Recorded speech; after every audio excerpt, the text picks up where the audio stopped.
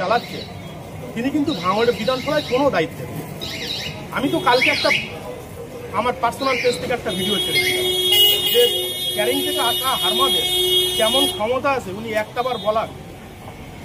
পশ্চিমবঙ্গবাসীর মানবিক মুখ্যমন্ত্রী মাননীয় মমতা ব্যানার্জি মহাশয়া বা অধিনায়ক অভিষেক বন্দ্যোপাধ্যায় তিনি একটাবার বলে দিন যে ভাঙড়ের অবজারভার আজও শওকত মোল্লা আছে, আমরা মেনে নেব। কিন্তু উনি বর্তমানে কোনো অবজারভার বলে উনি নেই। আর ফের বলছি, গোটা পশ্চিমবাংলায় 294টা বিধানসভা আছে, তাই কোনো বিধানসভায় কিন্তু অবজারভার নেই। এবং বেশ কিছুদিন আগে আপনারা দেখেছেন অধিনায়ক অভিষেক বন্দ্যোপাধ্যায় তিনি বলেছেন যে দলে অবজারভার বলে কোনো মডেল তৃণমূল কংগ্রেসের নেই। আরাবুল ইসলাম আরো বিস্ফোরক অভিযোগ করছেন যে ভাঙড়ের যে খুন খারাপিগুলো হয়েছে তার 2 নম্বর আসামি আমি, 2 নম্বর আসামি হিসেবে আমি জেল খেটে এলাম, কিন্তু শওকত মোল্লা 1 নম্বর আসামি, তাকে পুলিশ প্রশাসন ব্যারিকেড করে সাহায্য করছে।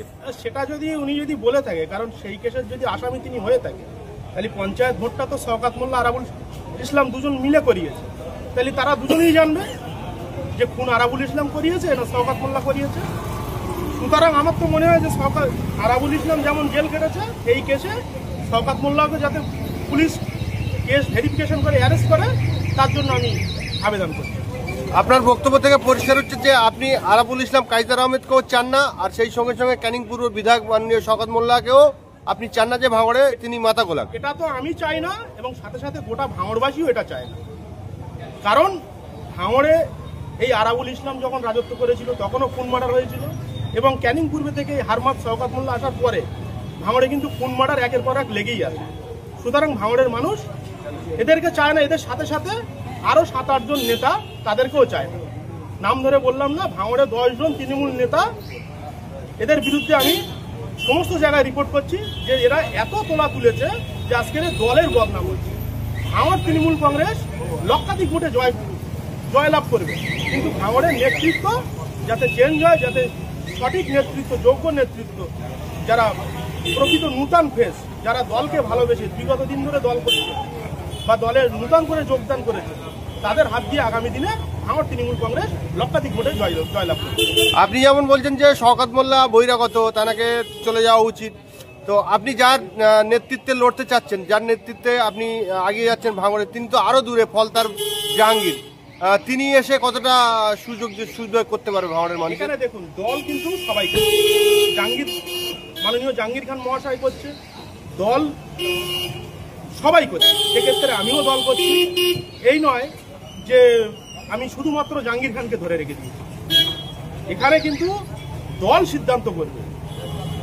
গোটা পশ্চিমবঙ্গের মানবিক মুখ্যমন্ত্রী মাননীয় মমতা ব্যানার্জি মহাশয়া এবং অধিনায়ক অভিষেক বন্দ্যোপাধ্যায় ঠিক করবে যে ভাঙড়ে কারা রাজ করবে বা কারা ভাঙড়ের সংগঠনটা চালাবে। সেক্ষেত্রে নিশ্চয়ই আমাদের জাহাঙ্গীর খান মহাশয়ের সঙ্গে আমার সেই ধরনের কথোপকথন চলছে।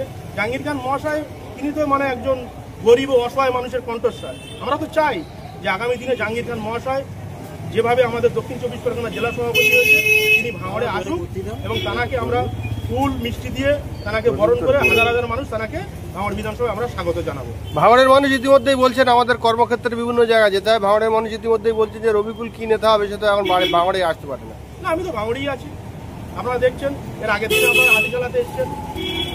কারণ আমি যে দলটা করছি এখানে কিন্তু মূল কিন্তু আমার হচ্ছে যে আমার লড়াইটা হলো দুর্নীতির বিরুদ্ধে। তাহলে সেখানে কিন্তু আমি যারা প্রকৃত তোলাবাজ নেতা, যারা দিনের পর দিন গোটা বিধানসভা জুড়ে তোলা তুলেছে এবং তারা আজ পর্যন্ত গরিব মানুষের পাশে দাঁড়ায়, সুতরাং তাদের বিরুদ্ধে কিন্তু আমার লড়াই, যার জন্য আমার 1% শত্রু হয়ে গেছে। রাজনীতি করতে গেলে যেটা হয়, আজকের আমার সরকারি সিকিউরিটি অ্যালার্ট হয়নি এখনো পর্যন্ত, তাহলে সরকারি সিকিউরিটি যখন অ্যালার্ট হবে তখন আমি দিনে দুপুরে সবসময় প্রোগ্রাম করবো। আপনারা দেখেন একাধিক প্রোগ্রাম করেছি, আজ থেকে তো রাজনীতিটা করছি না। আমি ভাঙড়ে 8 বছর আমি বিরোধী চেয়ারম্যান ছিলাম জাতীয় কংগ্রেস থেকে এবং ভাঙড় 2 ব্লক কংগ্রেস সভাপতি ছিলাম। এর আগে আমি হাজার হাজার আন্দোলন করেছি। সুতরাং আজকে যে আমি তৃণমূল দলটা করছি তাহলে সেখানে যেমন আর নেতারা যেমন সিকিউরিটির আওতায় আছে, তাহলে সেরকম সিকিউরিটি থাকলে তাহলে আমি প্রকাশ্যে আমি সব মিটিং মিছিল করবো। তা সত্ত্বেও আমি দলের ওপর নেতৃত্বর ভরসায় আছি যে তারা আমাকে কখন সেই সুব্যবস্থাটা করে দেবে বা আমি সিকিউরিটি গার্ড নিয়ে ঘুরবো, আমি একাধিক প্রোগ্রাম করব, যার জন্য আমি একটু সেফ সাইডভাবে আছি। আর আপনারা এটাও জানেন যে আজ থেকে বেশ কিছুদিন আগে আমার উপরে খুনের চেষ্টা করা হয়েছিল এবং আমার বুকে রিভলভার দিয়ে মারা হয়েছিল। এটা তো আমি বারবার প্রেস কনফারেন্সে বলে এসেছি। আপনার শীর্ষ নেতৃত্বকে জানিয়েছেন যে আপনার উপরে হামলা হয়েছিল? হ্যাঁ, অবশ্যই জানিয়েছে যে আমাকে হামলা করা হয়েছিল এবং আমাকে যখন ওরা ধরতে পারেনি তখন আমাকে চিলেতলার যে মোড়, সেই মোড়ে আমাকে রিভলভার ছুঁড়ে এখানে মারা হয়েছে। দাদা, ইতিমধ্যেই ভাঙড়ের যারা তৃণমূল কংগ্রেসের নেতৃত্বরা রয়েছে তারা কিন্তু মমতা বন্দ্যোপাধ্যায়ের কাছে অনুরোধ করছেন যে দিদি আপনি ভাঙড়ের দিকে নজর দিন, না হলে কিন্তু ভাঙড়ে ক্ষতি করবে শওকত মোল্লা। না, সেই নজরটা আমিও ওপর নেতৃত্বের কাছে বারবার মেসেজ করছি, বারবার জানাচ্ছি বা ফোনে কথা বলে জানাচ্ছি যে আপনারা একটু ভাঙড়ের দিকে নজর দিন। কারণ ভাঙড় আজকের এমন একটা জায়গায় চলে এসেছে যে ভাঙড়ের মানুষ শান্তিতে নেই। আজকে ভাঙড়ের যে কোনো সাধারণ যে একটা ভালো ছেলে, শিক্ষিত ছেলে যে একটা ভালো সমাজে বিয়ে করবে সেই পরিস্থিতি নেই। সাথে সাথে যারা প্রকৃত পরেশগার মেয়ে তারা যে একটা ভালো জায়গায় বিয়ে করবে তাদেরও সেই সম্বন্ধটা কেটে যাচ্ছে। আমি সেই দরবারটা আমিও করছি, তাদের আগে থেকে অলরেডি আমি করছি এটা, যে ভাঙড় আজ কোন জায়গায় আছে। ভাঙড়ের নেতৃত্ব দিচ্ছে শওকত মোল্লা, আপনারা বলছেন আপনারা নেতৃত্ব দেবেন, কিন্তু আপনারা ভাঙড়ের যত নেতা আছে সব এক হচ্ছে না। আরাবুল আলাদা, কাইজার আলাদা। না দেখুন, আরাবুল কাইজারের ক্ষেত্রে বলি, এনারা কাইজার হচ্ছে একজন বসে যাওয়া নেতা, আর আরাবুল ইসলাম দল থেকে বহিষ্কৃত নেতা। দল যখন তাকে 6 বছরের জন্য সাসপেন্ড করলো, কেন করেছে? দল চিন্তা ভাবনা করে করেছে যেই আরাবুল ইসলাম দিনের পর দিন তোলা তুলেছে এবং ভাঙড়কে একটা অশান্তের জায়গায় নিয়ে গেছে, যার জন্য দল তাকে বহিষ্কার করে রেখেছে। এরা চাইছে যে যেহেতু তৃণমূল কংগ্রেস দলটা এখন অতিরিক্ত শক্তিশালী, সামনে ভোট এসে যাচ্ছে, চাইছে যে যাতে দলে ঢুকতে পারে, সেটা তাদের ম্যাটার। কিন্তু আমার কাছে যতটুকু মেসেজ আছে এদেরকে দল আর ফেরাতে। কিন্তু আপনি বলেছিলেন যে জাহাঙ্গীর খানকে নিয়ে আপনি ভাঙড়ে একটা সভা করবেন, আর কতদিন? না, এটা আমি বলেছিলাম যে এটা আমি পেন্ডিং এ রেখে দিয়েছি। এটা নিশ্চয়ই ভাঙড়ের মানুষ একটা দিনের অপেক্ষা করছে, ভাঙড়ের মানুষ সুদিন ফিরে পাবে খুব তাড়াতাড়ি। এই যে আপনি কিন্তু শওকত মোল্লার হাত ধরে তৃণমূল কংগ্রেসে যোগ দিয়েছেন, কিন্তু এখন আপনি শওকত মোল্লার বিরোধিতা করছেন বারবার।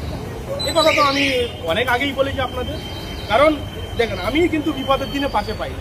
যখন তারা আশ্রিত তৃণমূল নেতা অদূত মোল্লা যখন আমাকে মার্ডারের চক্রান্ত করেছিল, আমাকে খুনের চক্রান্ত করেছিল, তখন কিন্তু আমি শওকত মোল্লাকে পাশে পাই। উল্টে সেই যে তৃণমূল আশ্রিত অদূত মোল্লা আমাকে মার্ডারের চেষ্টা করলো, পরের দিন থেকে যে শওকত মোল্লা তাকে নিয়ে আজও ঘুরে বেড়ায়। সুতরাং শওকত মোল্লাকে বিরোধিতা আমি করবো।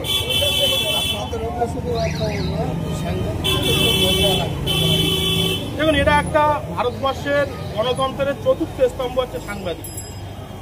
আমি কালকে একটা ফেসবুক মেসেজ করেছিলাম, আমি তো একটু বাইরে ছিলাম, আমি ভাঙড়ে ফিরে এসেছি, গতকালকে রাত্রে ফিরেছি। আমি দেখলাম যে সুরাজ বলে একজন ছেলেটা খুব ভালো ছেলে, এর আগে ওর যখন হাত ভেঙে গিয়েছিল সুরাজ আমাকে ফোন করেছিল।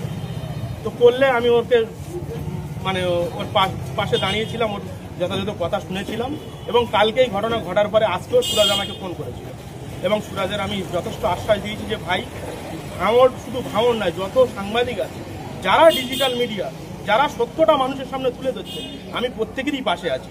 সুতরাং আমি এই নক্করজনক ঘটনা যাদের দ্বারা ঘটানো হয়েছে তাদেরকে দোষীরা যাতে কঠোর থেকে কঠোরতম শাস্তি পায়, এই আশা আমি রাখছি। আগামীকাল কাঁটাডাঙ্গায় শওকত মোল্লার নেতৃত্বে একটা বিশাল জনসভার আয়োজন করা হয়েছে, কি বলবেন? না, এটা তো আমরা অলরেডি বলে দিয়েছি যে আমার যারা সমর্থক তারা যেন মিটিংয়ে না যায়, কারণ এই শওকত মোল্লা ভাঙড়ে কোনো দায়িত্বে নেই বর্তমানে। এ সম্পূর্ণ একটা পলিটিক্যাল এবং প্রশাসনিক দিক দিয়ে একটা সহযোগিতা করে এ কিন্তু ভাঙড়ে আসছে। অ্যাকচুয়ালি কিন্তু এ ভাঙড়ের কোনো দায়িত্বে নেই। আর এ যে মিটিংগুলো করছে, এ কিন্তু সবাইকে টাকা দিয়ে তাদেরকে আনাচ্ছে। ভাঙড়ের লোক খুব কম, হাতে গোনা 200-400 লোক হয়তো ভাঙড়ের লোক আছে যারা প্রকৃত তোলাবাজ, তারা আছে। আপনি বলছেন যে শওকত মোল্লার কোনো দায়িত্ব নেই, কাইজার আরাবুল সাহেব তারাও বলছে শওকত মোল্লার এখানে কোনো দায়িত্ব নেই, অথচ শওকত মোল্লার নেতৃত্বে ভাঙড় চলছে।